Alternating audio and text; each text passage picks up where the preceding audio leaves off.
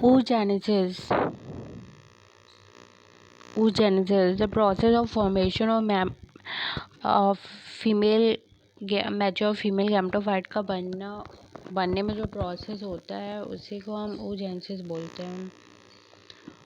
और कुछ germinal epithelial cells होते हैं, वो डिवाइड करते हैं माइटोसिस से to produce a large number of gamete mother cell, जिसे कि हम oogonia बोलते हैं।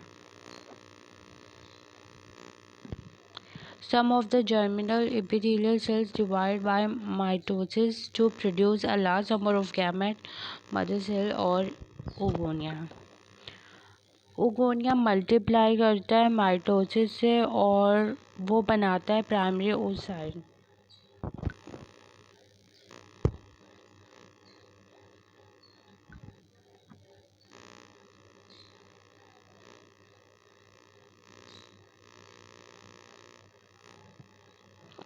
Each primary oocyte then gets surrounded by a layer of granulosa cell और हर प्राइमरी oocyte जो है वो ग्रैनुलोसा सेल से सराउंड करता है, जिसे हम प्राइमरी फॉलिकल कहते हैं।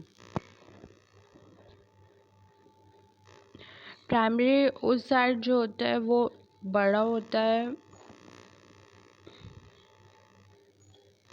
और मैच्योर होता है to obtain food from follicle cells. Primary follicles जो होता है वो मोर लेयर से फिर सराउंड हो जाता है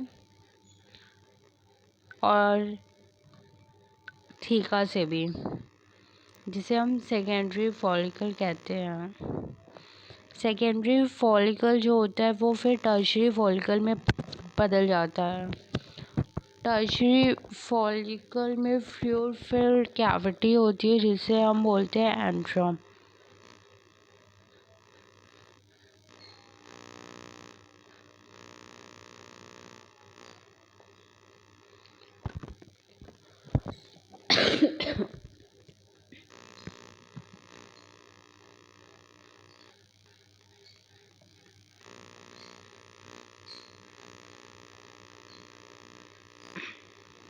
थीका लेयर जो होता है इज ऑर्गेनाइज इनटू अ फिर थीका की जो लेयर होती है वो इनर और आउटर में डिवाइड हो जाती है। Theca internal, theca external. Primary oocyte जो होता है वो टर्शियरी फॉलिकल में बढ़ता रहता है और फर्स्ट म्योटिक डिवीज़न कंप्लीट करता है, जो कि अनइक्वल डिवीज़न है, और एक लास्ट सेकेंडरी oocyte बनता है और फर्स्ट पोलर बॉडी बनता है उससे। टर्शियरी फॉलिकल जो होता है वो किस में कन्वर्ट हो जाता है? ग्राफिन फॉलिकल में। टर्शियरी फॉलिकल जो होता है वो किस में कन्वर्ट हो जाता है? ग्राफिन फॉलिकल में कन्वर्ट हो जाता है। The secondary oocyte form a new membrane called a zona pellucida.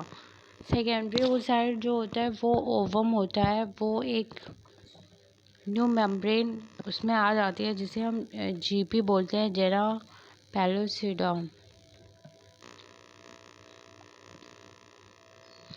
Graphene follicle जो होता है फिर वो टूट जाता है, रप्चर हो जाता है और सेकेंडरी oocyte रिलीज हो जाता है, और इसी को हम बोलते हैं ओव्यूलेशन बोलते हैं।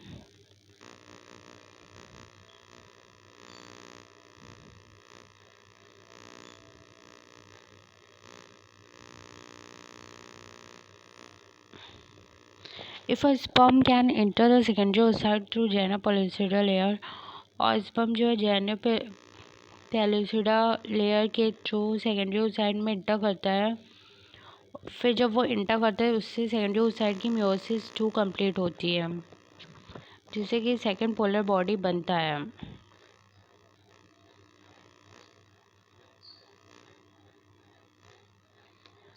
ये एपिथेलियल सेल है और इसमें माइटोसिस हुई तो oogonia बना। oogonia फिर माइटोसिस करेगा तो oogonia बनाएगा। एक oogonia से 4 oogonia बने माइटोसिस के थ्रू। फिर प्राइमरी ओसाइड ओगोनिया को हम प्राइमरी ओसाइड बोलेंगे। प्राइमरी ओसाइड मियोसिस 1 करेगा। मियोसिस 1 से ये पहला पोलर बॉडी बनाएगा और एक सेकेंडरी ओसाइड बनाएगा, और सेकेंडरी ओसाइड में मियोसिस 2 होगी जिससे ये ओवम बनाएगा और सेकेंड पोलर बॉडी बनाएगा। तो सबसे पहले क्या होता है, एक जर्मिनल एपिथेलियल सेल था, उसमें माइटोसिस हुई तो ओगोनियम बनाया, और ओगोनियम में जब माइटोसिस हुई तो 4 ओगोनियम बन गए, और फिर जिसे हम प्राइमरी ओसाइड बोलते हैं। और प्राइमरी ओसाइड में क्या होगा, मेयोसिस 1 होगा। मेयोसिस 1 से एक पोलर बॉडी बनेगी और एक सेकेंडरी ओसाइड बनेगा। सेकेंडरी ओसाइड में फर्टिलाइजेशन के बाद मेयोसिस 2 होगा, इससे क्या होगा, ओवम बनेगा और सेकेंड पोलर बॉडी बनेगी।